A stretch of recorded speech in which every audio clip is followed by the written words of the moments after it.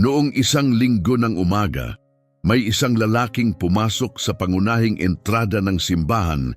Kinakaladkad ang mga paa sa isang luma at wasak na pares ng tsinelas. Suot niya ang maong na marumi sa lupa at isang checkered na polo na may mga butas sa siko. Bago pa man siya makarating sa mga pinto, kumalat na sa hangin ang matapang na amoy ng taong ilang araw nang hindi naliligo. Ang kongregasyon na nagtipon sa entrada at abala sa masayang usapan tungkol sa pagkikita sa kanilang bagong pastor ay mabilis na lumihis. Kumunot ang mga ilong, umiwas ang mga mata, walang gustong makipag-ugnayan sa kanya. Ang hindi nila alam, ang gusgusing lalaking iyon ay hindi isang estranghero. Siya mismo ang pastor na kanilang hinihintay. Sa loob lamang ng 2 oras, ang magulo at mabahong lalaking ito ay yayanig sa mismong pundasyon ng simbahan. Ibubunyag ang nakatagong pagkukunwari sa likod ng magagalang na pagbati, masisiglang amen at mga sermon tungkol sa pagmamahal sa kapwa. Ang pangalan niya ay Pastor Manuel Mendoza. Siya ay 38 taong gulang at may dalang isang bihirang paninindigan na iniiwasan ng karamihan sa mga espiritual na lider. Naniniwala si Manuel na bago pamunuan ng isang kongregasyon, kailangang maunawaan ng isang pastor ang puso ng mga tao, hindi sa pamamagitan ng formal na ulat o mga pulong ng pamunuan, kundi sa tahimik na pagmamasid kung paano sila kumikilos kapag iniisip nilang walang importanteng taong nakatingin. Natutunan niya ang katotohanan ito sa mahirap na paraan sa unang simbahan na kanyang pinastoran, isang maliit na kongregasyon na 50 lamang ang miyembro sa Tres Pontas, isang bayan sa kanayunan ng Minas Gerais. Dumating siya roon sa edad na 28, bagong tapos sa seminaryo, puno ng pangarap at sabik na gumawa ng pagbabago. May mga plano siya, may bisyon at may ambisyon na gawing mas dakila ang maliit na simbahan. Ngunit sa loob ng 6 na buwan, ang kanyang mga pagsisikap ay nagdulot lamang ng pagkakahati. Nahati ang simbahan, nabuo ang mga pangkat at kumalat ang sama ng loob. Kalahati ng mga miyembro ang umalis. Ang mga naiwan ay sugatan, nagbabantay at nag-aalinlangan. Dumating si Manuel sa isang masakit na pagkaunawa. Sinubukan niyang baguhin ang isang kultura na hindi niya inabala ang sarili na unawain. Sinubukan niyang mamuno ng hindi muna nakikipag-ugnayan. Ang kabiguang iyon ang nagtulak sa kanya sa puntong halos talikuran na niya ang ministeryo. Lumubog siya sa isang malalim na krisis sa loob ng 3 buwan. Kinwestiyon niya ang kanyang pagkatawag, ang kanyang kakayahan, at maging ang kanyang pananampalataya. Ang kanyang asawa, si Dolores, isang matalinong guro sa pampublikong paaralan, 26 lamang noon, ang tumulong sa kanya upang makahanap ng linaw sa gitna ng sakit. Manuel, sabi nito, nabigo ka dahil sinubukan mong maging pastor na akala mo ang kailangan nila nang hindi mo muna inuunawa kung sino talaga sila. Ang pastor, sabi niya, ay hindi isang CEO na darating at agad gagawa ng pagbabago. Mas katulad siya ng isang doktor na unang nakikinig, saka nagdi-diagnose at pagkatapos lamang ay nagbibigay ng tamang lunas. Ang mga salitang iyon ay nanatili kay Manuel mula noon. Sa kanyang ikalawang simbahan, isang kongregasyon na may 120 miyembro sa Juiz de Fora, lubos siyang nagbago ng paraan. Sa unang 3 buwan, wala siyang binago. Nanood lamang siya, nakinig at natuto. Pagkatapos lamang niyang maunawaan ang komunidad, saka siya unti-unting nagpasok ng mga pagbabago, dahan-dahan, may pag-iingat at may malasakit. Kamangha-mangha ang naging resulta. Lumago ang simbahan, hindi lamang sa bilang, kundi sa lalim at pagka-mature. Ngayon, makalipas ang 1 dekada, sa edad na 38, hinarap ni Manuel ang pinakamalaki niyang hamon. Itinalaga siya upang mamuno sa Assembly of God Church sa Jardim das Flores, isang matatag na simbahan na may 150 miyembro sa hilagang bahagi ng Rio de Janeiro. May mahaba at ipinagmamalaking kasaysayan ang simbahan, 52 taon, at kamakailan lamang ay nagpaalam kay Pastor Marcelo, isang minamahal na lider na nagretiro sa edad na 73 dahil sa karamdaman matapos maglingkod ng tapat sa loob ng 22 taon. Nagdadalamhati ang kongregasyon, ngunit puno ng pag-asa. Sabik silang hinihintay ang bagong pastor. Maingat na inihanda ang parsonage, may nakatakdang espesyal na welcome service at may hand-painted na banner na nakahanda upang salubungin siya. Ngunit hindi na linlang si Manuel sa mga panlabas na anyo. Alam niyang maaaring magmukhang mainit, mapagmahal at puspos ng espiritu ang isang simbahan sa mga opisyal na serbisyo at maaari pa ring ganap na iba sa araw-araw na buhay. 2 linggo bago ang kanyang nakatakdang pagdating, sa isang gabi ng panalangin, nakatanggap si Manuel ng isang ideya na yumanig sa kanya. Ito ay matapang, hindi karaniwan, mapanganib. Sobrang extreme kaya nag-ayuno at nanalangin siya sa loob ng 1 buong linggo upang matiyak na ito ay mula sa Diyos at hindi lamang mula sa kanyang imahinasyon.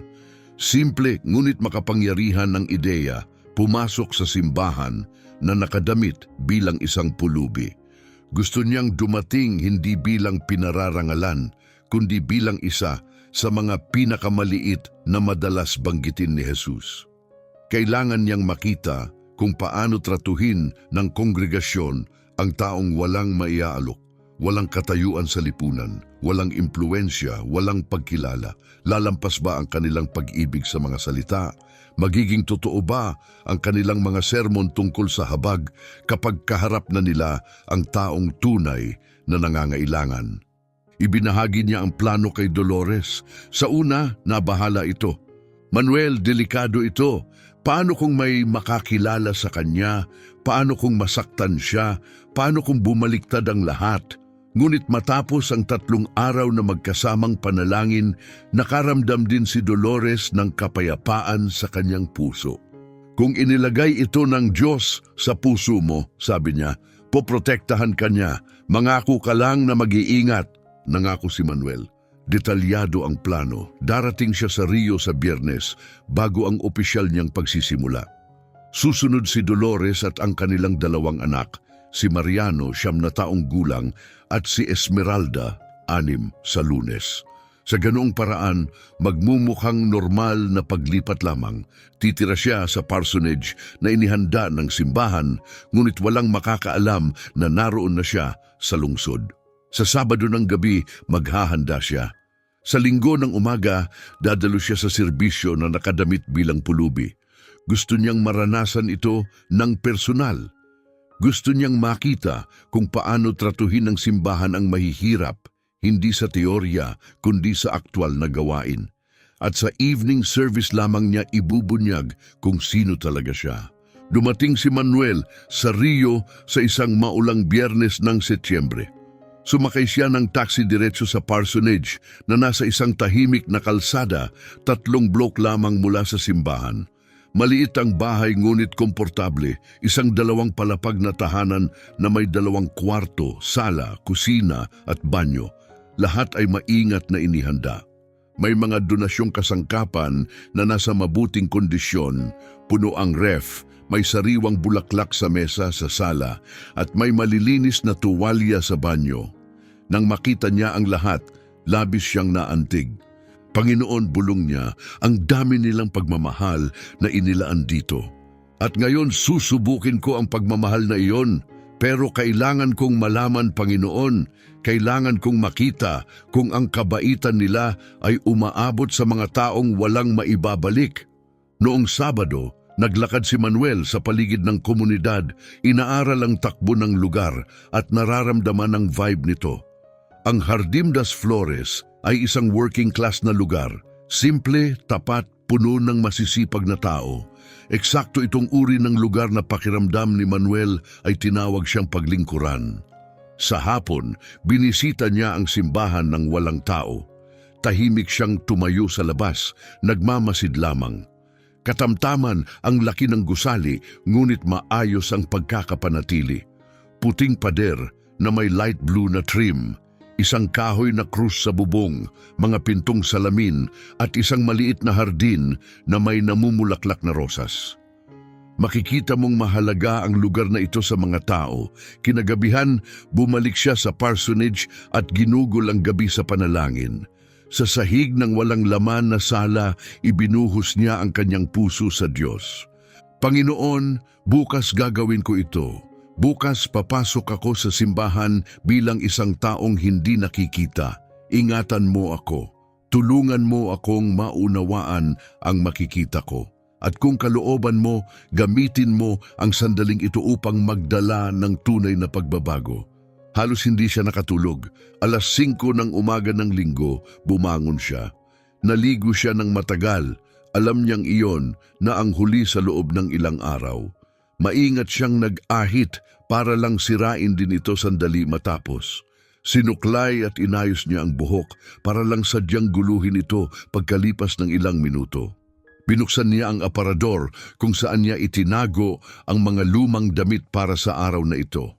Pinili niya ang isang pares ng maong na may mga mansa ng pintura at punit sa tuhod. Mas pinalaki pa niya ang punit gamit ang gunting. Isang pula at itim na checkered na polo na dating pag-aari ng kanyang biyenan, sobrang kupas at halos manipis na, may mga butas sa siko at likod. Isang gray na hoodie na binili sa ukay-ukay sa halagang 10 real, may mancha at wala ng zipper. At sa huli, isang pares ng tsinelas na sobrang luma, makinis na ang talampakan at bakas na sa goma ang hugis ng kanyang mga paa. Isinuot niya ang lahat at tumingin sa salamin. Hindi na makilala si Manuel, ngunit may kulang pa rin. Para tuluyang magmukhang isang taong namumuhay sa lansangan, hindi sapat ang gusgusing damit. Kailangan niyang dalhin sa katawan ng dumi, ang amoy, ang gaspang ng tunay na kawalan ng tirahan. Lumabas siya sa maliit na likod bahay, kung saan ang ulan noong nakaraang gabi ay nag-iwan ng basang at maitim na lupa. Dumampot siya ng isang dakot ng basang lupa at ipinahid ito sa kanyang mga kamay, ipinapasok sa ilalim ng mga kuko at sa bawat guhit ng kanyang balat. Pagkatapos, ipinahid niya ito sa kanyang mukha, sapat lang para magmukhang magdamag siyang nakasandal sa isang maruming pader ng eskinita. Pinuno niya ng tubig ang isang tasa, ibinuhos ito sa kanyang buhok at sa kanya ito ginulo gamit ang mapuputik na mga kamay. May mga hiblang dumikit sa kanyang noo habang ang iba naman ay tumayo sa magulong kumpol. Tungkol naman sa amoy, naging maingat si Manuel. Ayaw niyang maging sobrang tapang ng amoy na maaaring makasakit o makapagdulot ng matinding hindi komportable. Ngunit kailangan niya ang pamilyar na amoy ng hindi nalabhang damit at natuyong pawis. Hinagilap niya ang t-shirt na suot niya noong nag-ehersisyo siya kinabukasan, basa pa ito ng pawis. Ipinahid niya ito sa ilalim ng kanyang mga kilikili at sa kuwelyo ng checkered na polo. Pagkatapos, pinunasan niya ang kanyang mga kamay at marahang tinapik ang kanyang mukha. Nang tumingin siya sa salamin, maging siya ay nagulat sa kanyang nakita. Wala na ang anyo ng malinis at maayos na pastor. Sa salamin ay nakatayo ang isang lalaking mistulang ilang araw nang natutulog sa lansangan. Eksakto iyon ang itsurang inaasahan niya. Kinuha niya ang isang lumang plastik na supot ng grocery na halos mapunit na ang isang hawakan. Sa loob nito, inilagay niya ang isang mahalagang bagay. Ang una niyang Biblia, ang ibinigay sa kanya ng kanyang youth pastor nung siya'y 15 taong gulang at bagong tumanggap ng pananampalataya. Kupas na ang itim na pabalat, nanilaw na ang mga pahina dahil sa tagal at puno ng sulat kamay na mga tala ang mga gilid, mga alaala ng kanyang kabataan. Isinama rin niya ang isang maliit na pulang himnaryo. Matigas ang pabalat, ngunit kupas na sa katandaan. Pagkatapos, naglagay siya ng 3 barya sa kanyang bulsa, 250 sentimos at isang real. Iyon lamang ang dadalhin niya, sapat na upang katawanin ang handog ng balo. Eksaktong alas 8:40 ng umaga, umalis si Manuel sa parsonage. Isinara niya ang pinto at itinago ang susi sa ilalim ng isang paso ng pako sa bakuran. Pagkatapos, nagsimula siyang maglakad ng dahan-dahan patungo sa simbahan. Sadyang kinakaladkad ang kanyang mga tsinelas sa bangketa. Nakayuko ang kanyang mga balikat na para bang pasan niya ang bigat ng buong mundo. Nakalaylay lamang sa kanyang kamay ang plastik na supot.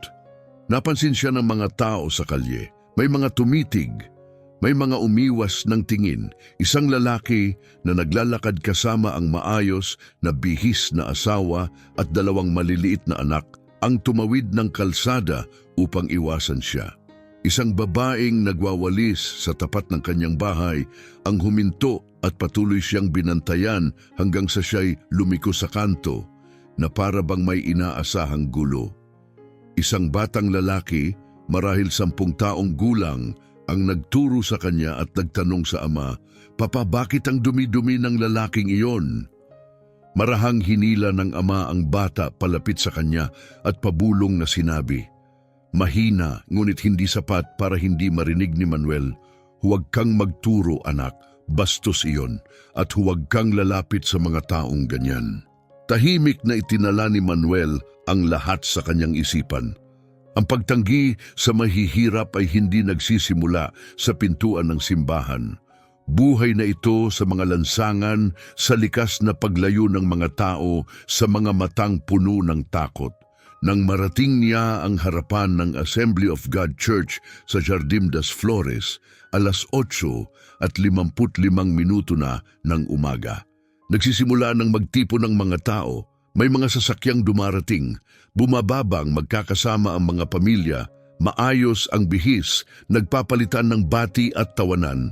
May kasabikan sa hangin, lahat ay nag-uusap tungkol sa bagong pastor na ipakikilala pagkatapos ng serbisyo. Tumayo si Manuel sa may di kalayuan at nagmasid. Napansin niya ang isang matandang lalaki, payat, may suot na makapal na itim na salamin, na ang kumpiyansang tindig at mainit na pagbati ay nagbigay kay Manuel ng pakiramdam na isa siya sa mga elder ng simbahan. Dumating ang lalaki sakay ng isang simpleng kulay pilak na Fiat, kasama ang kanyang pandak at maayos na bihis na asawa. Sunod-sunod na pumasok ang mga pamilya, lahat ay bihis ng may pag-iingat, hindi marangya. Ang mga babae ay may suot na mga paldang lampas tuhod, mga blusang mahahabang manggas at disente ang ayos ng buhok. Ang ilan ay may banayad na makeup. Ang mga lalaki ay may plantsadong polo, slacks at may ilan pang may kurbata. Ang mga bata ay mukhang pulido, maayos ang buhok at malinaw na pinag-isipan ang kanilang Sunday outfit. At naroon si Manuel, marumi, gusgusin at halatang hindi nababagay. Hindi maikakaila ang pagkakaiba.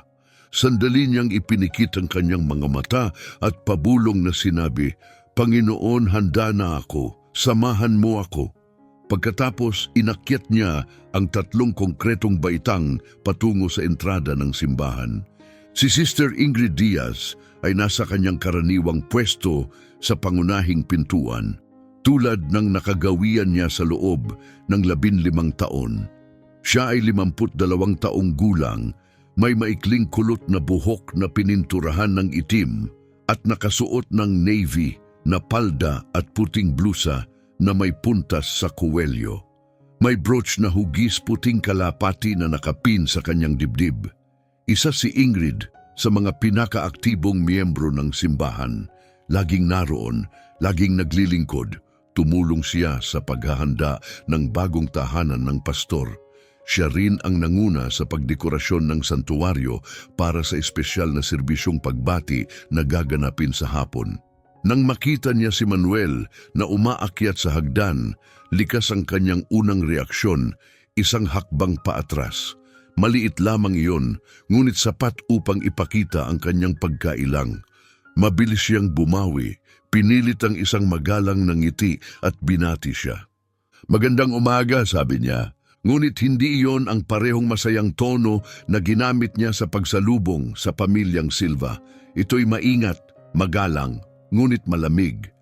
Tiningnan siya ni Manuel sa mata at sumagot gamit ang boses na sadyang ginawa niyang magaspang at pagod.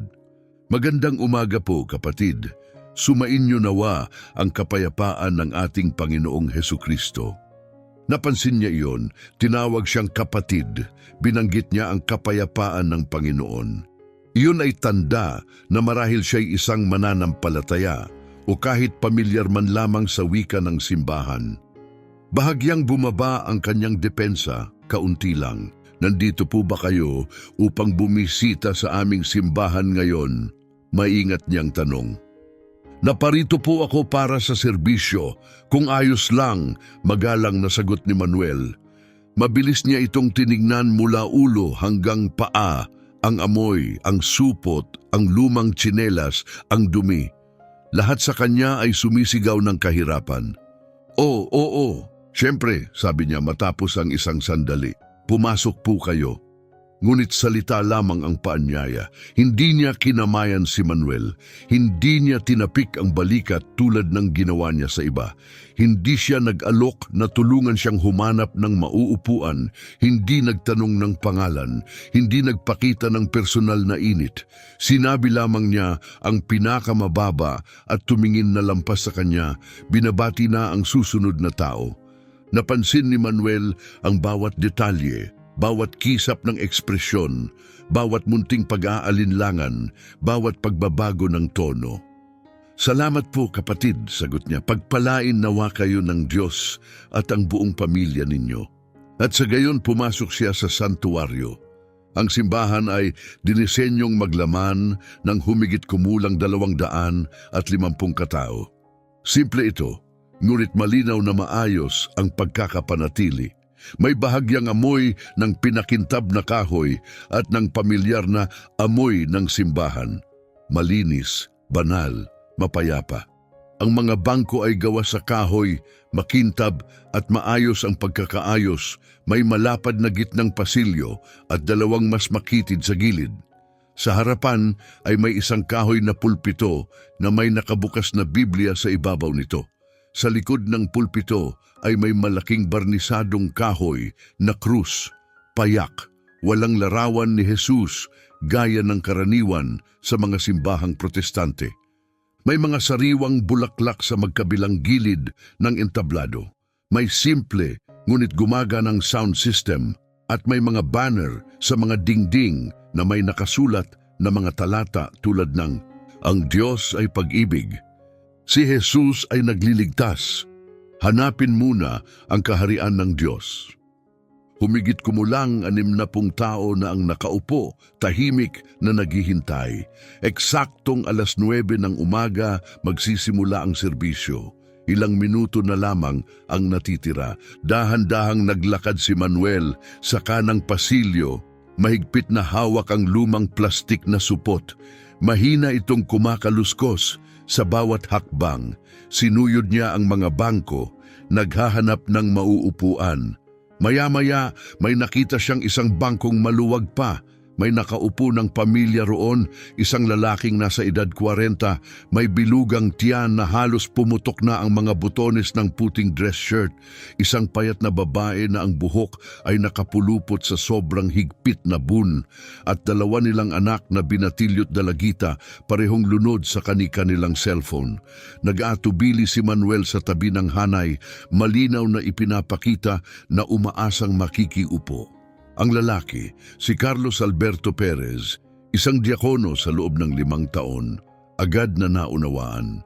Walang salita, walang tingin, inusog niya ang malaking Biblia na nasa tabi niya, dinampot ang pitaka ng asawa mula sa sahig at maingat na inilatag ang mga iyon sa bangko, sinasakop ang natitirang espasyo. Sumunod ang mga anak sa tahimik na senyas, lumapit sa mga magulang at ginawa pang mas malinaw sa kanilang kilos. Wala nang upuan. Nakuha ni Manuel ang mensahe, hindi siya tumutol. Nagpatuloy lamang siya, nilulunok ang kirot sa dibdib. Ilang hakbang pa may napansin siyang isa pang bakanting pwesto. Isang matandang babae ang nakaupo roon mag-isa, si Sister Jocelyn Maria Hernandez, 74 na taong gulang at tapat na miyembro ng simbahan sa loob ng mahigit 4 na dekada. Nakapulupot sa mababang bun ang kanyang puting-puting buhok at may suot siyang gold-rimmed na salamin na minsan ay uso, ngunit ngayoy kupas at halatang gamit na gamit.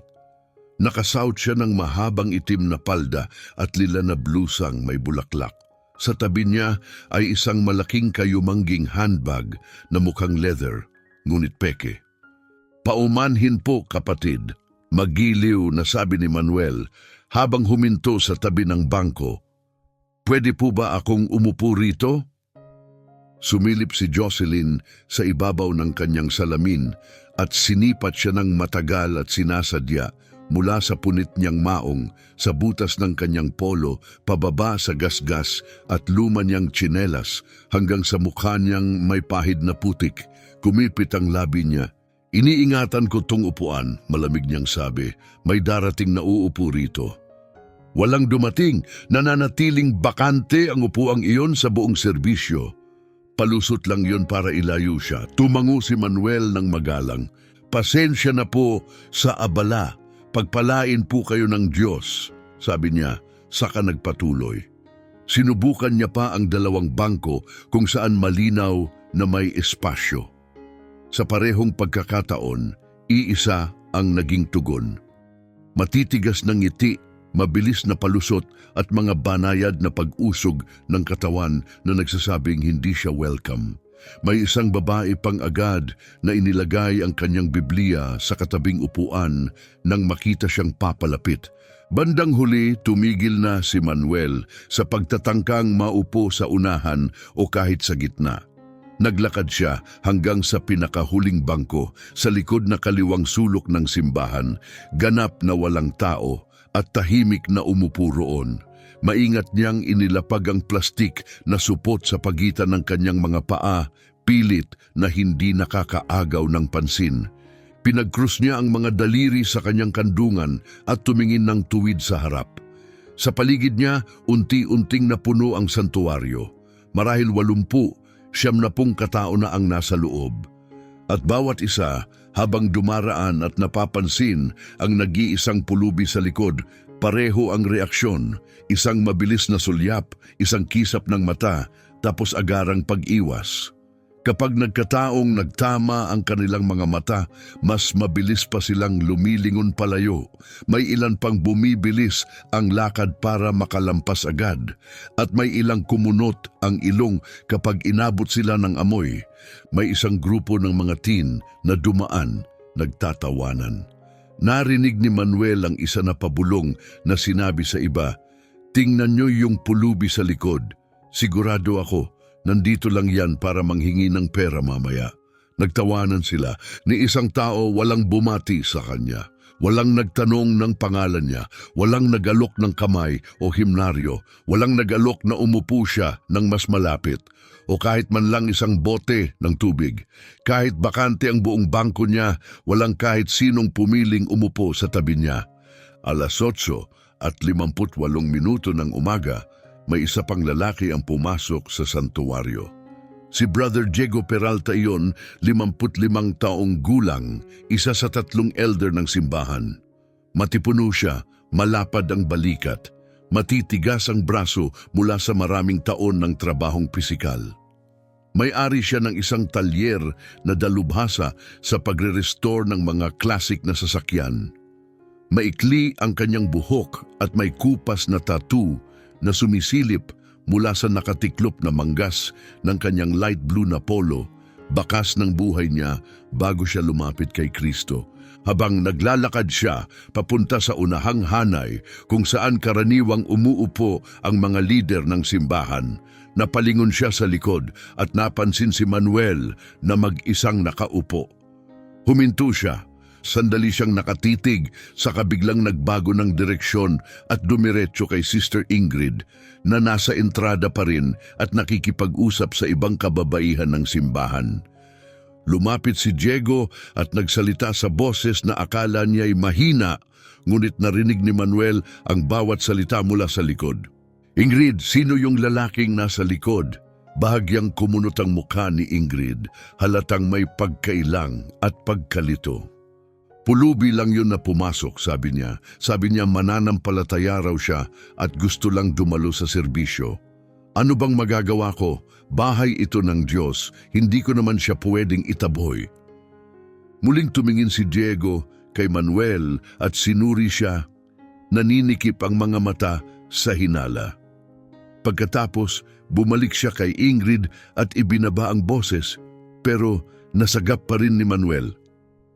"Kailangan nating mag-ingat sa mga ganyang tao, pumapasok na mukhang kawawa at mapagpakumbaba, sasabihing Kristiyano, pero may mga nakita na akong ganyan, 1 minuto tahimik lang, tapos pagkatapos ng serbisyo nanghihingi na ng pera sa lahat, o mas masama, nagmamatsyag ng mga bag, tapos tatakbo kapag walang nakatingin."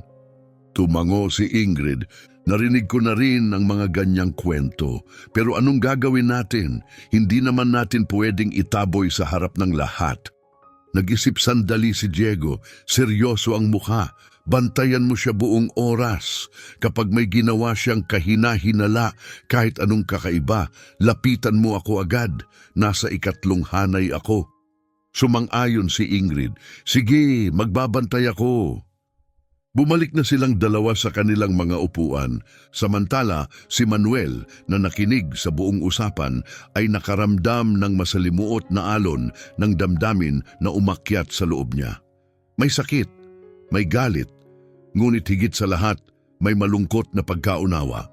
Isa siyang ordinadong ministro, isang sinanay na teologo, may 10 taong karanasan sa pagpapastor, ngunit narito siya, tinatrato na parang posibleng magnanakaw dahil lang mukha siyang mahirap. Sa katahimikan nanalangin siya. "Panginoon, bigyan mo ako ng lakas, bigyan mo ako ng biyaya, tulungan mo akong magtiyaga, tulungan mo akong hindi sila husgahan bago matapos ang misyon ko rito." Eksaktong 9:00, umakyat si Brother Ignacio Aquino sa pulpito. Siya ang pinakabata sa 3 elder, 48 taong gulang at isang guro ng matematika sa high school. Dahil sa maraming taon ng pagtuturo, malinaw at pino ang paraan niya ng pagsasalita. Nakasuot siya ng maayos na plansadong itim na slacks, puting long-sleeved na polo at bilog na salaming silver-rimmed na nagbibigay sa kanya ng akademikong hitsura. Ang kanyang buhok na may bahagyang uban ay nakasuklay pa atras na may gel. Inayos niya ang mikropono, naghintay na tumigil ang feedback at saka ngumiti ng maluwang sa halos punong kongregasyon. "Magandang umaga, minamahal na pamilya ni Kristo," masigla niyang bati. Napakagandang biyaya na narito tayo sa bahay ng Panginoon sa napakagandang linggo ng umaga. Sumagot ang kongregasyon ng sabay-sabay, "Magandang umaga, Amen, luwalhati sa Diyos." Sumagot din si Manuel, ngunit masyadong mahina ang boses niya para marinig sa dami ng tao. Nagpatuloy si Ignacio, "Mga kapatid, napaka-espesyal ng araw na ito para sa ating simbahan. Matapos ang 3 buwang walang pastor, ngayon ay sa wakas ay sasalubungin natin ang lingkod na pinili ng Diyos upang pangunahan tayo." Huminto siya upang patindihin ang epekto. Darating ngayon si Pastor Manuel Rodriguez at may nakahanda tayong magandang serbisyong pagsalubong 3:00 ng hapon.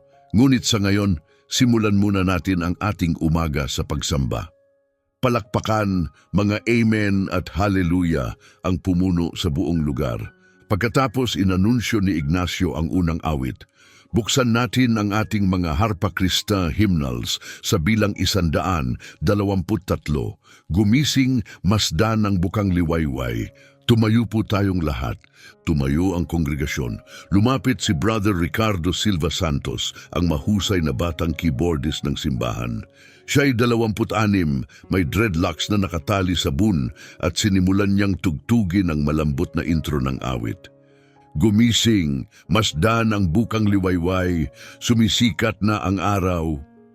Sabay-sabay na umangat ang mga tinig ng simbahan sa pag-awit. Tumayo rin si Manuel kasama nila. Binuksan niya ang lumang Biblia kung saan nakasingit ang himnaryo, hinanap ang bilang 123 at nagsimulang umawit. Matatag ang kanyang boses, puno ng damdamin at tapat. Hindi lang siya kumakanta, sumasamba siya, ngunit walang nakapansin.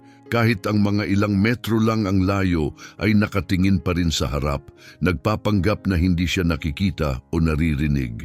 Walang lumingon sa kanya. Walang tila kumilala na ang lalaking ito, ang estrangherong ito, ay bahagi ng kanilang pagsamba. 3 awit ang inawit. Pagkatapos, dumating ang panimulang panalangin.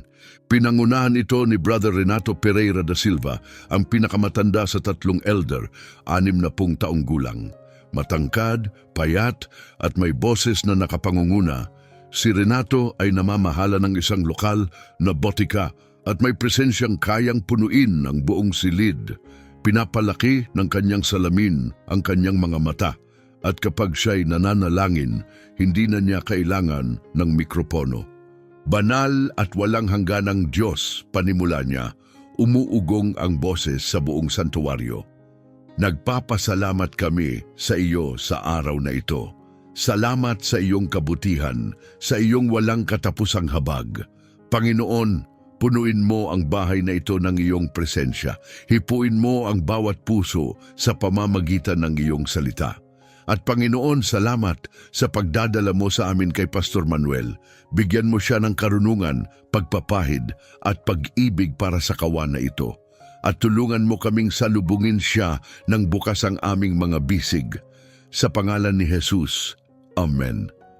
Malakas na sumagot ang kongregasyon. Amen. Sinabi rin iyon ni Manuel, ngunit muli nalunod ang kanyang tinig sa dagat ng iba. Muling kinuha ni Ignacio ang mikropono. Mga kapatid, bago tayo dumako sa mensahe ngayong umaga, nais ko munang ibahagi ang ilang anunsyo mula sa ating lingguhang schedule. Una, bukas ng umaga Lunes, magkakaroon tayo ng maagang pagtitipon para sa panalangin 6:00. Ang lahat ng may kakayahang dumalo ay hinihikayat naming sumama. Pangalawa, sa Miyerkules ng gabi, 7:30, magkakaroon tayo ng doctrine service at si Brother Renato ang magdadala ng salita tungkol sa pagpapakabanal. Pangatlo, Biyernes ng gabi, 8:00, ang ating youth service at inaanyayahan namin ang lahat ng kabataan at ang kanilang mga pamilya na dumalo at sumuporta. At panghuli ang pinakamahalaga, ngayong hapon 3:00, magkakaroon tayo ng espesyal na welcome service para sa ating bagong pastor, si Pastor Manuel. Magpapakilala siya, magbabahagi ng maikling mensahe at pagkatapos ay magsasalo-salo tayo sa isang merienda ng komunidad. Inaanyayahan ang lahat at sana ay manatili kayo upang makipagdiwang. Sumagot ang kongregasyon ng mga bulong ng pananabik at pagsang-ayon. Nagpatuloy si Ignacio. At ngayon, bago natin simulan ang sermon, nais naming opisyal na batiin ang mga unang beses na bumibisita. Kung ngayon ang unang beses ninyo sa aming simbahan, pakitaas po ang kamay upang mabati namin kayo. Naghintay si Manuel sandali upang tingnan kung may mauunang magtaas ng kamay. Isang batang babae sa unahan, nakaupo sa tabi ng kanyang ina, ang nagtaas. Ganon din ang isang mag-asawang nakaupo sa gitnang bahagi ng pasilyo. Pagkatapos, dahan-dahang itinaas ni Manuel ang kanyang kamay mula sa pinakahuling hanay. Unang napansin ni Ignacio ang batang babae at ngumiti ng mainit. Malugod kang tinatanggap, kapatid. Ano ang pangalan mo? Iris, mahina nitong sagot. Iris, napakagandang pangalan. Maligayang pagdating sa Assembly of God Church dito sa Jardim das Flores. Palakpakan natin si Sister Iris. Masiglang pumalakpak ang kongregasyon. Pagkatapos, ibinaling ni Ignacio ang atensyon sa mag-asawa. At kayo naman mga kaibigan, ano ang mga pangalan ninyo? Pablo at Fernanda, sagot ng lalaki. Pablo at Fernanda, napakasaya naming kasama kayo ngayong araw. Isang kagalakan ang pagtanggap sa inyo, isa pang palakpakan. Pareho pa rin ang init at saya sa buong silid. Pagkatapos, napalingon ang mga mata ni Ignacio sa likod, kung saan nakataas pa rin ang kamay ni Manuel. May sandaling pag-aalinlangan, halata. Bahagyang humina ang kanyang masiglang tono. At ang kapatid din sa likod, sabi niya, mas malamig ng kaunti ang boses. Ano ang pangalan mo, kapatid? Manuel, malinaw na sagot niya, sapat ang lakas para marinig ng lahat. Manuel, ulit ni Ignacio, ngunit hindi tulad ng iba, wala siyang ibinigay na mabubuting salita. Hindi niya pinuri ang pangalan, hindi niya sinabing masaya silang kasama siya. Sa halip, simple lang niyang sinabi, maligayang pagdating, Brother Manuel. Mabilis siyang nagpatuloy, nagbibigay lamang ng pangkalahatang senyas para sa palakpakan. Mahina at maikli ang palakpak, kulang sa init na ibinigay sa iba. Dahan-dahang ibinaba ni Manuel ang kanyang kamay at muling umupo. Malinaw ang mensahe, may mga bisitang ipinagdiriwang, may iba namang tinitiis lamang. Nagpatuloy ang serbisyo at oras na para sa sermon. Lumapit si Brother Renato, hawak sa ilalim ng braso ang kanyang malaking Thompson Study Bible na puno ng marka, mga note at makukulay na post-it. Mga kapatid, muli, magandang umaga. Ang mensahe natin ngayon ay tumatalakay sa isang bagay na malapit sa puso ng Diyos, ang pag-ibig sa kapwa. Basahin natin ang unang Juan Kabanata 4, talata 20. Napuno ang santuwaryo ng kaluskos ng mga pahina habang binubuksan ang mga Biblia. Ganon din ang ginawa ni Manuel sa kanyang maliit at luma ng Biblia. Malakas at malinaw na binasa ni Renato. Kung sinasabi ng sino man, iniibig ko ang Diyos, ngunit kinapupuotan ang kanyang kapatid, siya'y sinungaling. Sapagkat kung hindi niya kayang ibigin ang kapatid na nakikita niya, paano niya iibigin ang Diyos na hindi niya nakikita? Isinara niya ang Biblia ng mariin at nagsimulang magsalita. Ito ay isang makapangyarihang katotohanan, isang katotohanang malalim na humahamon sa atin. Dahil madali, napakadali sabihing iniibig natin ang Diyos. Madali ang umawit, magtaas ng kamay, sumigaw ng haleluya at luwalhati sa Diyos. Ngunit si Juan, na ginabayan ng Espiritu Santo, ay nagsasabi ng isang mabigat na katotohanan.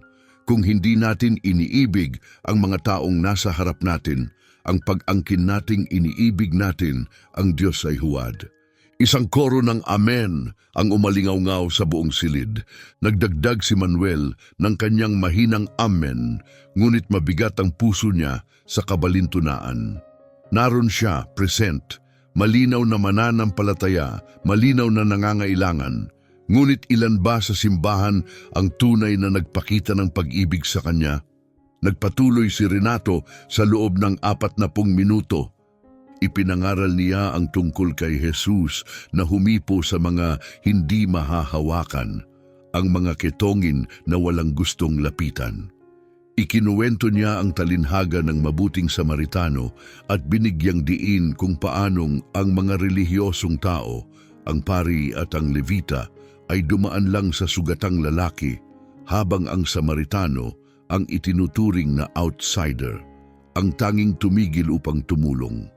Nagsalita siya tungkol sa kung paanong si Jesus ay umuupo sa hapag kasama ng mga maniningil ng buwis at mga makasalanan. Hindi kailanman nagpapakita ng paboritismo, laging nagbibigay ng biyaya. Pinaalala niya sa kongregasyon na ang tunay na tanda ng simbahan ni Kristo ay hindi perpektong doktrina o magagarang serbisyo, kundi aktibong pag-ibig, tunay, buhay na habag para sa mga nasasaktan. Makapangyarihan ang sermon, tama ang teolohiya, nakakagalaw ang mensahe at maayos ang pagkakabuo. Tumango ang mga tao, nagsusulat ng tala at sumasagot ng mas marami pang amen at papuri. Sinipsip ni Manuel ang bawat salita, ngunit habang tumatagal, mas lalong masakit ang kontradiksyon. Nakikinig sila sa mensahe tungkol sa pagmamahal sa kapwa, ngunit tuluyan nilang pinalampas ang pagkakataong isabuhay ito sa lalaking nakaupo mismo sa gitna nila. Nang matapos ang sermon, nagbigay si Renato ng altar call. Kung narito ka ngayon at nais mong isuko ang buhay mo kay Jesus, itaas mo lang ang kamay. Walang nakatingin, ako at ang Panginoon lang. Katahimikan, walang gumalaw, puno ang silid ng mga matagal ng mananampalataya. Naghintay pa si Renato ng ilang segundo. Luwalhati sa Diyos. Amen. Marahan niyang sabi. Ngayon dumako tayo sa ating ikapu at handog, isa ring pagsamba. Babasahin ko ang Malakias Kabanata 3, talata 10. Binasa niya ng malakas, dalhin ninyo ang buong ikapu sa kamalig upang magkaroon ng pagkain sa aking bahay. At subukin ninyo ako ngayon, sabi ng Panginoong makapangyarihan, at tingnan ninyo kung hindi ko bubuksan ang mga bintana ng langit at ibubuhos sa inyo ang pagpapala na wala ng lugar para tanggapin. Nagsimulang maglakad ang mga diakono sa mga pasilyo. Bawat isa'y may dalang pulang velvet na bag para sa mga handog. Pinanood ni Manuel ang mga tao habang nagbibigay ng may paggalang, naglalagay ng sobre, papel na pera at mga barya. Nang makarating ang bag sa bangko niya, tinanggap niya ito ng maingat at tahimik. Dinukot niya ang bulsa at kinuha ang tanging perang dala niya. 2 barya na tig-50 sentimos, isang real. Iyon lang ang dala niya, ang handog ng dukhang balo. Inihulog niya ang mga barya sa bag. Bahagyang umalingaw-ngaw ang mahinang tunog ng metal sa tela sa katahimikan. Pagkatapos, ipinasa niya ito pasulong. Ang diakonong tumanggap, si Baldir, isang lalaking nasa edad 50, ay naramdaman kung gaano kagaan ang bag. Dahil sa likas na reaksyon, sumilip siya sa loob. Nang makita ang 2 maliit na barya, nagbago ang ekspresyon niya. Kumipit ang labi niya. Sumulyap siya kay Manuel na may halong pagkadismaya at pagsita. Wala siyang sinabi, ngunit malinaw ang sinasabi ng kanyang mga mata. Pumasok ka rito na marumi, mabaho, at iyan lang ang ibinibigay mo? Sandaling tiningnan ni Manuel ang kanyang tingin bago tumalikod si Baldir upang ipagpatuloy ang pangongolekta. Isa na namang sugat, isa na namang tahimik na pagtanggi. Natapos ang serbisyo 11:15. Itinaas ni Renato ang kanyang mga kamay at ibinigay ang huling basbas. Pagpalain nawa kayo ng Panginoon at ingatan. Paliwanagin nawa niya ang kanyang mukha sa inyo at magpakita ng biyaya. Itaas nawa ng Panginoon ang kanyang mukha sa inyo at bigyan kayo ng kapayapaan. Sa pangalan ng Ama, ng Anak at ng Espiritu Santo. Amen! Sabay-sabay na tugon ng simbahan. Tumayo ang mga tao, nagunat at nagsimulang mag-usap-usap.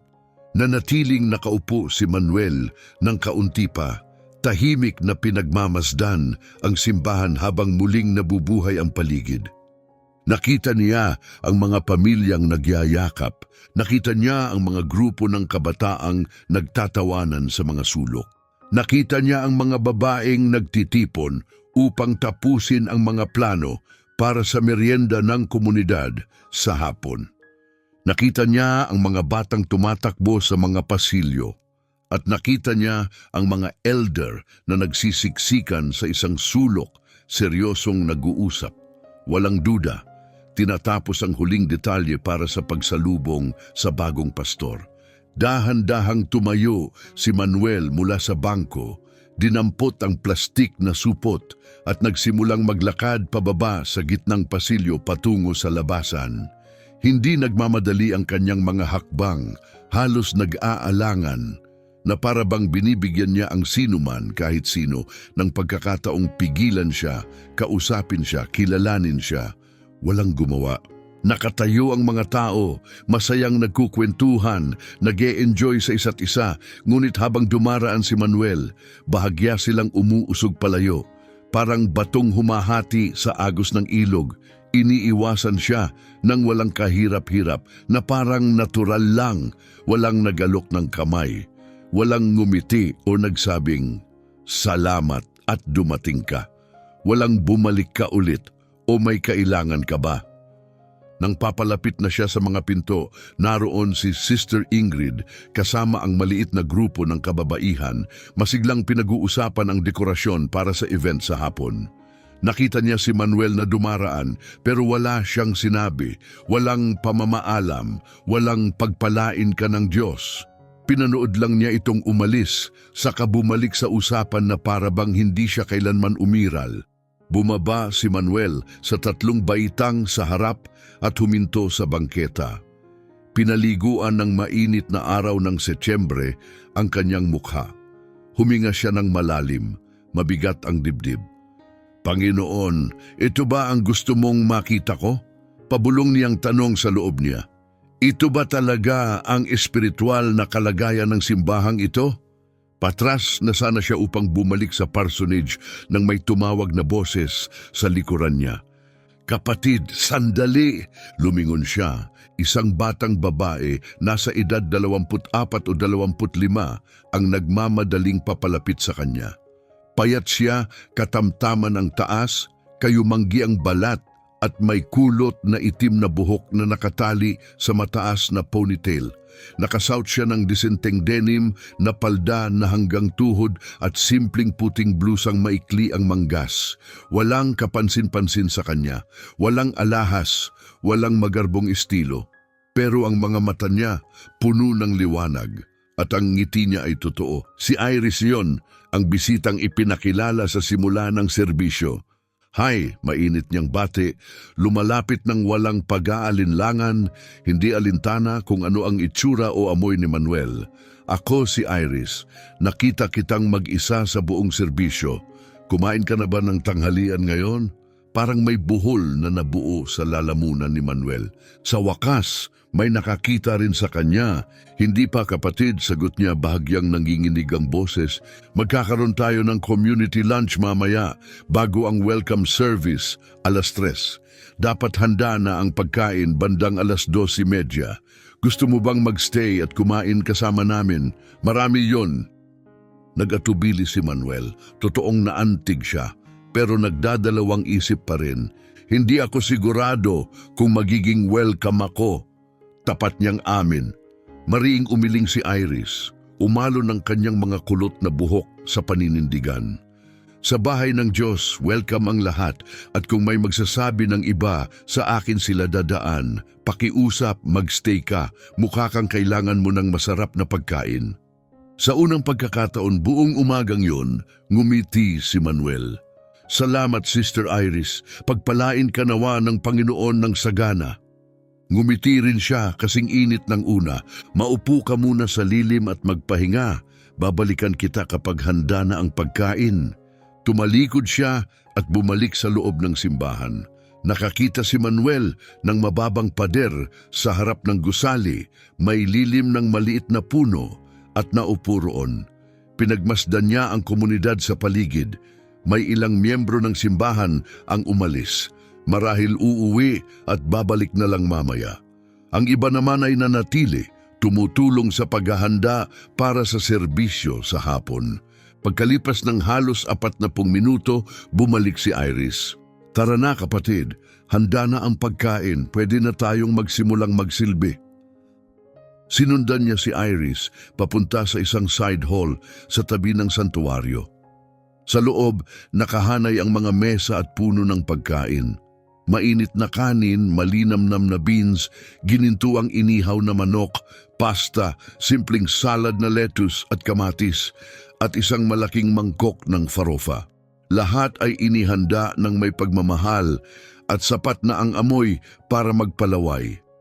Mga 30 tao ang naroon, ang iba'y tumutulong, ang iba naman ay kumakain na. Nang pumasok si Manuel, naramdaman niyang maraming mata ang napalingon sa kanya. Humina ang mga usapan. Nagpalitan ng mga bulong at tingin. Umasta si Iris na parang wala siyang napansin o marahil pinili lang niyang huwag pansinin. Tara, Brother Manuel, kumuha ka ng plato at magsilbi ka. Kunin mo kung ano ang gusto mo. Inakay niya si Manuel papunta sa tumpok ng disposable plates at kubyertos. Kumuha si Manuel ng plato at nagsimulang magsandok kaunti ng lahat. Ang mga babae sa likod ng serving table ang nagbigay sa kanya ng pagkain, ngunit hindi sila ngumiti. Walang small talk, walang eye contact, basta nagsandok lang sila ng bahagi sa plato niya na para bang isang obligasyon siyang kailangang pakainin. Nang puno na ang plato niya, tumingin si Manuel sa paligid para humanap ng mauupuan. May ilang mesa na nakahanda, bawat isa ay may mga upuan sa paligid. Karamihan ay okupado, pero marami pa ring bakanteng upuan. Lumapit siya sa isang mesa kung saan nakaupo si Diego kasama ang asawa at isa pang mag-asawa. Paumanhin, marahang tanong ni Manuel, "Pwede po ba akong umupo rito?" Sumulyap si Diego sa kanya, saka sa plato niya, saka sa asawa. Malamig at mabilis ang sagot, "May uupo rito." Wala naman, alam ni Manuel na wala, pero hindi siya nakipagtalo. Sinubukan niya ang isa pang mesa, may ilang kabataang babae roon. "Pasensya na, may uupo dyan," sabi ng isa, iwas ang tingin. Sinubukan niya ang pangatlo, tapos ang pangapat. Palaging pareho ang sagot, palaging pareho ang pagtanggi. Halos susuko na sana siya nang biglang lumitaw si Iris sa tabi niya, hawak ang sarili niyang plato ng pagkain. "Halika, Brother Manuel," mahinahon niyang sabi. "Doon tayo sa maliit na mesa, malapit sa kusina." Isang maliit na mesa iyon para sa dalawa, bahagyang nakatago sa tabi ng pintuan. Umupo silang magkasama at sa unang pagkakataon sa araw na iyon, naramdaman ni Manuel na tao siya. Hindi problema, hindi pabigat kundi kapatid. Isang taong nakikita, isang taong pinapahalagahan. Habang kumakain sila, natural at mainit ang pakikipag-usap ni Iris. "Dito ka ba nakatira malapit?" tanong niya. "Hindi naman kalayuan," sagot ni Manuel, nananatili pa rin sa kanyang ginagampanang papel. "Ay, ang ganda naman. Ibig sabihin, pwede kang pumunta rito sa simbahan kahit kailan." "Ako, 3 block lang ang layo." Kumuha si Manuel ng kagat ng manok. Masarap ang lasa, pero mas nakabubusog ang usapan. "At gaano ka nakatagal dito, Sister Iris?" Ngumiti siya. "Mga 3 buwan pa lang. Medyo bago pa ako." "Napakaganda," taos puso niyang sabi. "At paano mo nakilala si Jesus?"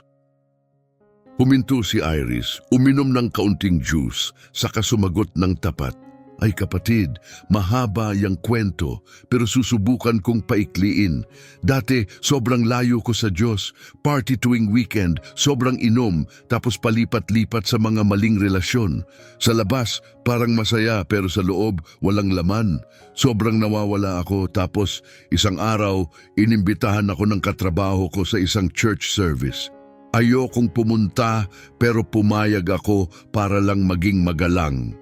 Nung gabing iyon, nangaral ang pastor ng mensahe na parang para sa akin lang. Parang direktang nagsalita ang Diyos sa puso ko. Umiyak ako buong serbisyo.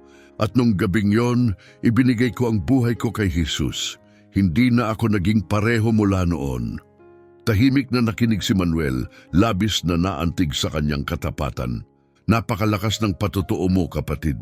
Talagang inaabot ng Diyos ang mga tao sa mga paraang hindi natin inaasahan." Nagpatuloy ang usapan nila habang kumakain. Ikinuwento ni Iris ang tungkol sa trabaho niya. Nagtatrabaho siya sa isang clothing store sa mall. At tungkol sa pamilya niya. Nakatira siya kasama ang kanyang ina at 2 nakababatang kapatid na babae. Iniwan sila ng ama niya noong maliit pa siya, ngunit pinili niyang patawarin ito. Bukas siyang nagsalita, walang kapaitan.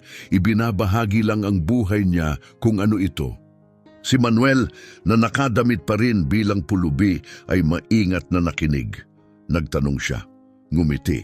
At higit sa lahat, pinahalagahan niya ang presensya niya. Sa wakas, matapos ang lahat ng nangyari sa araw na iyon, may isang taong tumrato sa kanya hindi bilang problema, kundi bilang tao. At nang matapos silang kumain, tinanong ni Manuel siya ng isang tanong. Humarap si Manuel kay Iris at nagtanong ng taos-puso. Sister Iris, pwede ba kitang tanungin? Oo naman, sagot niya. Bakit ikaw lang ang kumausap sa akin ngayon? Bakit ikaw lang ang nag-alok sa akin ng pagkain, ang umupo sa tabi ko? Huminto si Iris, nag-isip. Hindi siya nagmamadaling sumagot. Pagkatapos ay nagsalita siya ng tahimik, ngunit matatag ang paninindigan. Alam mo, Brother Manuel, nung nakita kita kaninang umaga, hindi ako nakakita ng isang taong pulubi. Isang kapatid ang nakita ko.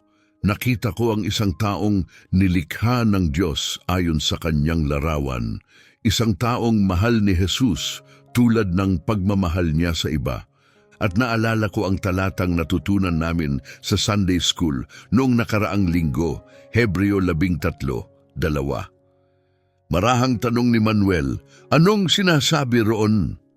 Kahit alam na niya, binanggit ni Iris mula sa alaala, huwag ninyong kalilimutan ang magpatuloy sa pagtanggap sa mga dayuhan sapagkat sa paggawa nito ay may ilan na nakapagpatuloy sa mga anghel nang hindi nila nalalaman. Tiningnan niya si Manuel sa mata at naisip ko, paano kung ikaw ay anghel? Paano kung sinugo ka ng Diyos para subukin kami? Pero kahit hindi, kahit isa ka lang talagang taong nangangailangan ng tulong, wala pa rin iyong mababago. Sinabi ni Jesus na kapag tinulungan natin kahit ang pinakamaliit sa kanyang mga kapatid, para sa kanya natin iyon ginagawa. Nangilid ang luha sa mga mata ni Manuel. Ilang beses siyang kumurap, pilit na hindi ipabagsak ang luha. Sister Iris, tunay kang pagpapala. Ipinapanalangin kong ibuhos ng Diyos ang kanyang pabor sa iyo dahil sa ginawa mo. Ngumiti si Iris ng may kababaang loob. Wala naman akong ginawang espesyal, kapatid. Sinubukan ko lang gawin ang gagawin ni Jesus. Natapos nila ang kanilang tanghalian. Kailangan nang umalis si Iris. May trabaho pa siya sa hapon. Bago siya umalis, humarap siya kay Manuel sa huling pagkakataon. Brother Manuel, mananatili ka ba para sa 3:00 na serbisyo? Doon nila sasalubungin ang bagong pastor. Huminto si Manuel, mabilis na nag-isip. Nagpasya siyang hindi manatili, hindi sa ganitong anyo. Babalik siya mamaya, pero hindi bilang pulubi. Babalik siya bilang sarili niya, si Pastor Manuel. Sa tingin ko hindi, Sister Iris, sagot niya. May ilang kailangan akong asikasuhin. Pero salamat ulit sa lahat. Pagpalain ka nawa ng Panginoon. Amen. Kita tayo mamaya, Brother Manuel. Umalis siya, nanatili pa si Manuel ng ilang minuto. Iniinom ang huling lagok ng kanyang juice at tahimik na pinagmamasdan ng silid. Ngumingiti ang mga tao, tumatawa, nagkukwentuhan ng komportable. Tinatapos ang mga huling paghahanda para sa paparating na serbisyo. Pagkatapos tumayo siya, itinapon ang plato sa basurahan at lumabas sa pintuan sa gilid. Walang nakapansin, walang nagpaalam. Naglakad siya pabalik sa parsonage, ang pamilyar na 15 minutong lakad. Pagdating sa loob, isinara niya ang pinto at dumiretso sa banyo. Inalis niya ang disguise, bawat patong ng damit, at inilagay ang lahat sa isang hiwalay na supot. Pagkatapos, tumayo siya sa ilalim ng mainit na shower at hinayaang dumaloy ang tubig sa kanya. Hindi lang dumi ang hinuhugasan niya. Sinusubukan niyang iproseso ang bigat ng lahat ng naranasan niya. Pagkatapos, lumuhod siya sa sala at umiyak. Umiyak siya para sa simbahan. Umiyak siya dahil sa lamig, sa mabababaw ng ngiti, sa lantad na agwat sa pagitan ng mensahe ng pag-ibig at ng kakulangan nito sa gawa. Umiyak siya sa sakit ng pagiging hindi nakikita, tinatrato na parang mas mababa sa tao. Pero umiyak din siya ng luha, ng pasasalamat. Pasasalamat kay Iris sa batang babaeng iyon bago pa lang sa pananampalataya. Ngunit nagpakita ng mas maraming Jesus kaysa sa buong simbahan sa loob ng 2 oras ng pag-awit at pangangaral. Nanalangin siya ng halos 1 oras. Pagkatapos tumayo siya, pinunasan ng luha at pumunta sa aparador. Pinili niya ang pinakamaganda niyang suot, isang malutong na puting polo, abong dress pants, navy blue na kurbata, at makintab na itim na sapatos. Nag-ahit siya, inayos ang buhok gamit ang gel at naglagay ng kaunting cologne. Nang tumingin siya sa salamin, nakita niya ang lalaking inaasahan nilang makita, ang kagalang-galang na pastor. 2:45 ng hapon, umalis siyang muli sa bahay. Ngunit ngayon, mukha na siyang ibang tao. Habang papalapit siya sa simbahan, 1 block na lang ang layo, nakita niya ang mga taong dumarating. Nagpaparada ng sasakyan, nagbabatian, may kasabikan sa hangin. Huminto siya at tahimik na nanalangin. Panginoon, bigyan mo ako ng lakas para sa susunod. 2:55, dumating siya sa entrada ng templo. Naroon na naman si Sister Ingrid, tuwid ang tindig, halatang kinakabahan at sabik. Pagkakita pa lang niya kay Manuel, napapalapit, malinis, kumpiyansa at maayos ang bihis. Biglang lumiwanag ang buong mukha niya. Pastor Manuel, halos sigaw niya sa tuwa. Kayo po ba talaga? Maligayang pagdating. Kanina pa po namin kayo hinihintay. Dali-dali siyang lumapit at masayang bumati gamit ang 2 kamay, nagniningning. Kinamayan niya si Manuel, tapos niyakap pa, umaapaw sa init na lubos na wala kanina noong umaga. Tinanggap ni Manuel ang pakikipagkamay at tiningnan siya ng kalmado. Magandang hapon, Sister Ingrid. Ikinagagalak kong makilala rin kayo sa wakas.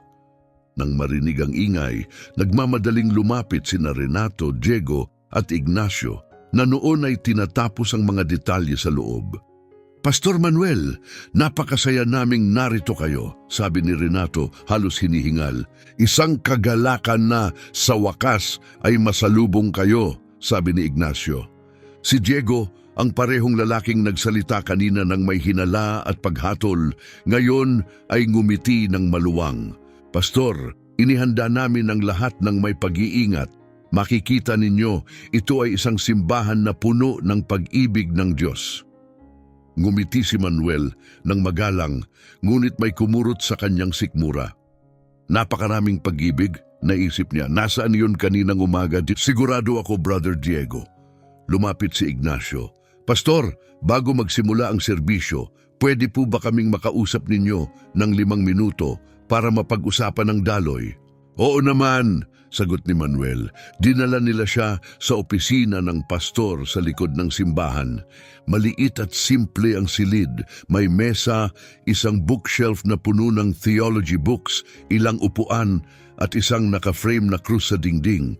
Sa loob, naroon na ang mga elder, 5 diakono at 6 na deaconess kasama si Ingrid na nagtipon. Pagpasok ni Manuel, tumayo ang lahat ng may paggalang. Nagpakilala sila isa-isa, mga pangalan, tungkulin, ilang taon ng paglilingkod. Ngumiti si Manuel at binati silang lahat, pero mabigat ang puso niya. Kilalang kilala niya ang bawat mukha. Si Diego, ang lalaking natakot na magnanakaw siya ng bag. Si Ingrid, ang babaeng tumangging magpaalam. Si Valdir, ang diakonong humusga sa kanya dahil 1 real lang ang naibigay niya. Inilatag ni Renato ang plano. Pastor, 3:00 ang simula. Aawit tayo ng 3 himno, may opening prayer, pagkatapos ay opisyal kayong ipakikilala. Mayroon kayong mga 15 hanggang 20 minuto para ibahagi ang inyong bisyon. Pagkatapos magsasalo-salo tayo sa pagkain at pakikisama. Ayos po ba yon? Tumango si Manuel. Ayos na ayos, pero may gusto akong maliit na pagbabago. Napalingon ang lahat sa kanya. Gusto kong magsalita ng mas mahaba, siguro mga 40 hanggang 50 minuto. May isang napakahalagang bagay akong kailangang sabihin bago ko simulan ang ministeryo ko rito. Nagpalitan ng mabilis na sulyap ang mga elder. Sumagot si Renato, "Siyempre, Pastor, gaano man katagal, ang kailangan ninyo. Salamat, sabi ni Manuel. Simulan na natin. Eksaktong 3:00 ng hapon, puno ang santuario. Lahat ng 250 upuan ay okupado. May mga nakapila sa gilid at nakatayo sa likuran. Ramdam ang kasabikan. Umawit sila ng 3 himno, nanalangin sila. Pagkatapos, umakyat si Renato sa pulpito, nagniningning ang mukha.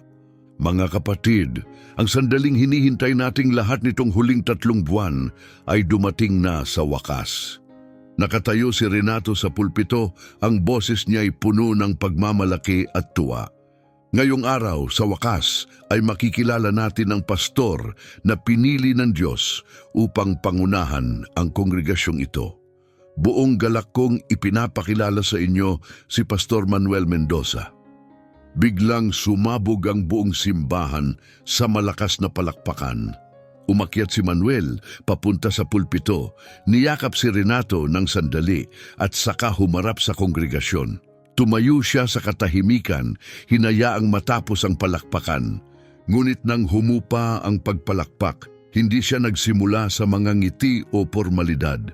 Walang mainit na pagbati, walang magagalang na pasasalamat. Binuksan niya ang Biblia, matatag ang kanyang boses, kalmado, ngunit may bigat. Basahin natin mula sa Ebanghelyo ni Mateo, Kabanata 25, talata 34 hanggang 40. Muli napuno ang santuwaryo ng banayad na tunog ng mga pahinang binubuklat. Binasa ni Manuel ng malakas. Pagkatapos ay sasabihin ng hari sa mga nasa kanyang kanan, "Halina kayo, mga pinagpala ng aking Ama. Tanggapin ninyo ang kahariang inihanda para sa inyo mula pa ng likhain ang sanlibutan. Sapagkat ako'y nagutom at ako'y inyong pinakain, ako'y nauhaw at ako'y inyong pinainom, ako'y naging dayuhan at ako'y inyong tinanggap. Ako'y hubad at ako'y inyong dinamtan, ako'y may sakit at ako'y inyong inalagaan, ako'y nabilanggo at ako'y inyong dinalaw." Pagkatapos, sasagot ang mga matuwid sa kanya na nagsasabing, huminto siya. Pagkatapos ay tumingin sa buong kongregasyon. Marami sa kanila ang bumati sa kanya, ilang minuto pa lang ang nakalipas ng may ngiting wala naman kaninang umaga. "Panginoon, kailan po namin kayo nakitang gutom at pinakain o nauhaw at pinainom? Kailan po namin kayo nakitang dayuhan at tinanggap o hubad at dinamtan? Kailan po namin kayo nakitang may sakit o nasa bilangguan at dinalaw?" At sasagot ang hari, "Tunay na sinasabi ko sa inyo, anumang ginawa ninyo para sa isa sa pinakamaliit sa mga kapatid kong ito, para sa akin ninyo iyon ginawa." Dahan-dahang isinara ni Manuel ang Biblia. Ipinatong niya ang 2 kamay sa pulpito at sa kaniya sinabi ang katotohanan. "Mga kapatid," sabi niya, "dumating ako sa simbahang ito ngayong umaga ng mas maaga kaysa sa nakita ninyo ako." Tumingin siya sa paligid, tahimik ang buong santuaryo. "Hindi ako dumating bilang Pastor Manuel, kundi bilang ibang tao. Dumating ako na nakasuot ng lumang damit. Dumating ako na marumi ang kamay at magulo ang buhok. Dumating ako na may amoy ng taong ilang araw nang hindi naliligo.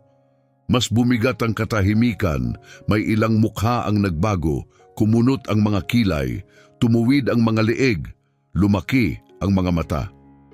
Dumating ako bilang isang pulubi, isang estranghero, isang taong mukhang walang maiaalok. May bulong-bulungan na gumapang sa buong silid. Pumasok ako sa mga pintong ito. Binati ko kayo, umupo ako sa tabi ninyo, humingi ako ng mauupuan upang sumamba kasama ninyo." Lumingon siya sa hanay ng mga upuan ng mga elder. "Kinausap ko ang ilan sa inyo ng direkta." Pagkatapos ay ibinalik niya ang tingin sa kongregasyon. "At nagmasid ako." Hinayaan niyang manatili ang salitang iyon sa hangin. "Pinanood ko kung paano tinrato ng simbahang ito, ang taong hindi nila nakilala, ang taong inakala nilang mas mababa sa kanila. Pinanood ko kayong umiwas sa akin, pinanood ko ang mga ilong na kumunot. Pinanood ko ang mga bangkong biglang napuno. Narinig ko ang mga bulong. Nakita ko ang hinala sa inyong mga mata. Maririnig mo ang pagbagsak ng isang pin, pero may nakita rin akong iba. Ngumiti siya. Nakita ko ang isang kapatid na tumingin sa akin at hindi ako nakita bilang basura. Nakita niya ang isang kaluluwa. Hindi niya inintindi kung ano ang itsura ko o kung ano ang amoy ko. Kinausap niya ako. Inalok niya ako ng pagkain, umupo siya sa tabi ko. Pinaalala niya sa akin kung ano ang ibig sabihin ng maging simbahan. Lumambot ang boses niya. Ang pangalan niya ay Iris. May mga hingal at bulalas na umalingaw-ngaw sa buong silid. Maaring bago pa siya sa pananampalataya, pero ngayong araw, ipinakita niya ang puso ni Jesus ng mas malinaw kaysa sa marami sa atin na matagal nang nasa loob ng mga gusali ng simbahan. Huminto muli si Manuel. May ilang yumuko. Ang iba naman ay nakatingin lang sa harap, puno ng hiya. Nagpatuloy siya, hindi ako dumating dito ngayon para ipahiya ang sinuman. Hindi ako dumating para humusga. Dumating ako dahil kailangan kong makita kung sino talaga kayo kapag walang importanteng taong nakatingin. Huminga siya ng malalim at ang nakita ko masakit. Bahagyang nabasag ang boses niya, pinatatag niya ang sarili. Pero nagbigay rin ito sa akin ng pag-asa dahil kung may isang puso, gaya ng kay Iris, na kayang magliwanag sa ganitong klasing pag-ibig, may bagay pa ring pwedeng itayo rito. Lumabas si Manuel mula sa likod ng pulpito, mas malapit sa gilid ng entablado. Hindi ako narito para mamuno ng mga programa o magpatakbo ng mga event o mangaral ng magagandang sermon na nagpapagaan lang ng pakiramdam. Narito ako upang tulungan ang simbahang ito na maging kung ano ang sinasabi nitong siya, isang pamilya, isang kanlungan, isang lugar kung saan ang mga basag, ang marumi, ang itinakwil ay tinatanggap, pinapakain, minamahal. Isang lugar kung saan si Kristo ay hindi lang pinag-uusapan, kundi isinasabuhay. Tumingin siya sa buong silid. At kailangan kong itanong sa inyong lahat ang isang tanong. Isang mahabang katahimikan. Kung si Jesus ay pumasok sa mga pintong iyon kaninang umaga na nakadamit tulad ko, matatanggap ba siya? Nanatiling tahimik ang silid kahit ang mga bata ay hindi gumagalaw. Maging tapat tayo sa sarili natin. Magsisi tayo kung kailangan. Gibain natin ang kultura ng panlabas na anyo at pagpapakitang tao. At muli tayong magtayo sa habag, sa katotohanan, sa pag-ibig. Bumalik siya sa likod ng pulpito at nagtapos sa ganito. Pinatatawad ko ang lahat ng hindi pumansin sa akin kaninang umaga. At hinihiling ko rin na patawarin ninyo ako sa pagsubok sa inyo sa ganitong paraan. Pero kailangan kong malaman. Ngayon, maaari na tayong magpatuloy hindi sa pagpapanggap kundi magkakasama sa katotohanan, sa biyaya. Yumuko siya, manalangin tayo. At ang buong simbahan, tahimik na pakumbaba, tinamaan sa konsensya, ay yumuko kasama niya. Binasa ni Manuel muli ang huling mga salita ng Mateo 25. Kalmado ang boses, ngunit puno ng paninindigan. Ako'y naging dayuhan at ako'y inyong tinanggap. Ako'y hubad at ako'y inyong dinamtan. Ako'y may sakit at ako'y inyong inalagaan. Ako'y nabilanggo at ako'y inyong dinalaw. Pagkatapos, sasagot ang mga matuwid sa kanya na nagsasabing, Panginoon, kailan po namin kayo nakitang gutom at pinakain o nauhaw at pinainom? Kailan po namin kayo nakitang dayuhan at tinanggap o hubad at dinamtan? Kailan po namin kayo nakitang may sakit o nasa bilangguan at dinalaw? At sasagot ang hari, tunay na sinasabi ko sa inyo, anumang ginawa ninyo para sa isa sa pinakamaliit sa mga kapatid kong ito, para sa akin ninyo iyon ginawa. Dahan-dahan at marahang isinara niya ang Biblia, ganap na tahimik ang simbahan, ramdam mo ang bigat ng sandali, Tumingin si Manuel. Mga kapatid, panimula niya, gusto kong simulan ang ministeryo ko rito sa pagsasabi ng katotohanan tungkol sa nangyari kaninang umaga. At ikinuwento niya ang lahat. Ibinahagi niya ng detalyado kung paano siya dumating sa simbahan na nakadamit bilang pulubi. Paano umiwas ang mga tao? Paano walang nag-alok sa kanya ng mauupuan? Paano pinag-usapan siya ni na Sister Ingrid at Elder Diego na parabang isa siyang banta? Paano siya tinanggihan sa mesa pagkatapos ng mesa sa tanghalian? Paano tiningnan ni Deacon Valdir ang kanyang munting handog na may pagkasuklam? At kung paano sa gitna ng lahat ng pagtanggi, iisang tao lang, si Iris, isang batang babaeng bagong naligtas, ang nagpakita sa kanya ng pag-ibig ni Jesus. Naupo ang buong simbahan na parang nanigas, walang gumalaw. May ilan ang umiyak. Ang iba ay yumuko sa hiya. Si Brother Carlos, na tumangging makiupo sa kanya sa bangko, ay itinago ang mukha sa kanyang mga kamay. Si Sister Jocelyn, na nagsinungaling na iniingatan ang upuan, ay tahimik na humagulgol. Si Deacon Valdir ay nakaupo, umaagos ang luha sa kanyang mukha.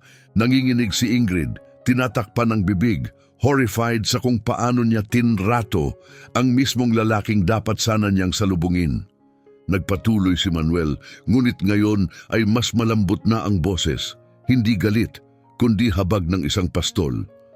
Hindi ako dumating dito para ipahiya ang sinuman. Hindi ako narito para ikahiya kayo o magturo ng daliri. Sinasabi ko ito dahil kailangan nating harapin ang katotohanan. Huminto siya. Napakalinaw ng sinabi ni Jesus, kapag minahal natin ang pinakamaliit, minamahal natin siya. Kaninang umaga, binigyan kayo ng pagkakataong mahalin ang taong mukhang walang-wala, walang estado, walang posisyon, walang halaga na maiaalok, at karamihan sa inyo, pinalampas iyon. Nanatiling tahimik ang silid habang lumulubog ang kanyang mga salita. Pero ito ang mabuting balita, patuloy ni Manuel, tumataas ang boses sa pag-asa. May oras pa, oras para magbago, oras para magsisi, oras para maging uri ng simbahang nais ni Jesus. Binuksan niyang muli ang Biblia at binasa mula sa Santiago 2:1. Mga kapatid ko, huwag ninyong panghawakan ang pananampalataya sa ating Panginoong Hesukristo, ang Panginoon ng kaluwalhatian, nang may pagtatangi. Pagkatapos, nangaral siya tungkol sa Diyos na hindi nagtatangi, tungkol sa kung paanong tinanggap ni Jesus ang mga basag, ang may sakit, ang mahirap, ang itinakwil, tungkol sa unang simbahan na hindi nakilala dahil sa gusali, programa o titulo, kundi dahil sa radikal at sakripisyong pag-ibig. Nagsalita siya tungkol sa kung paano ang modernong simbahan sa paglipas ng panahon ay lumihis. Paano maraming simbahan ang naging parang social circle kung saan ang mga pulido at presentable lang ang komportabling tinatanggap. Hindi niya pinalambot ang katotohanan, pero sinabi niya ito sa pag-ibig.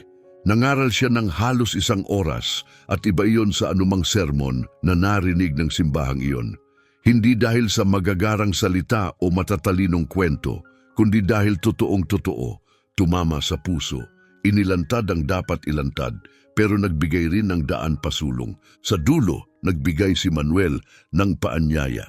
Kung narito ka ngayon at alam mong bumagsak ka kaninang umaga, kung hindi mo pinansin ang nangangailangan, kung humusga ka base sa itsura, kung hindi mo ipinakita ang pag-ibig ni Kristo, lumapit ka ngayon. Hindi para mapahiya, kundi para tumanggap ng biyaya, para mapatawad, at para magsimulang muli. Sa mahabang sandali walang gumalaw.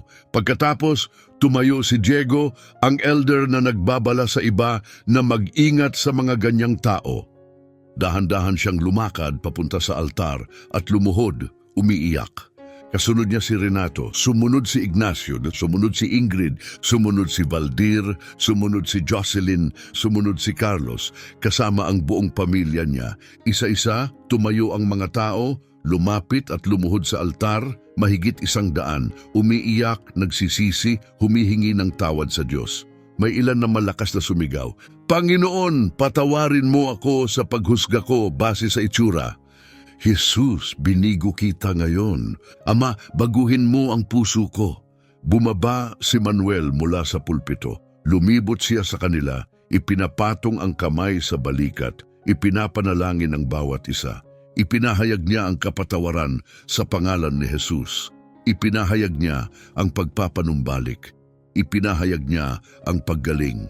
At pagkatapos, bumaba ang Espiritu Santo. Hindi ito emosyonalismo. Totoo ito. May mga taong bumagsak sa pagsamba. May ilan na nakadapa sa sahig. Ang iba ay nagtaas ng kamay sa langit. May ilan na nagsimulang umamin ng mga kasalanang itinago nila sa loob ng maraming taon. Napuputol ang mga tanikala, lumalambot ang mga puso. May nagaganap na kagalingan. Hindi na ito simpleng serbisyo. Ito ay pagbabagong buhay, isang uri ng pagbabagong nagbabago sa tao, hindi lang sa isang araw, kundi habang buhay, wakas.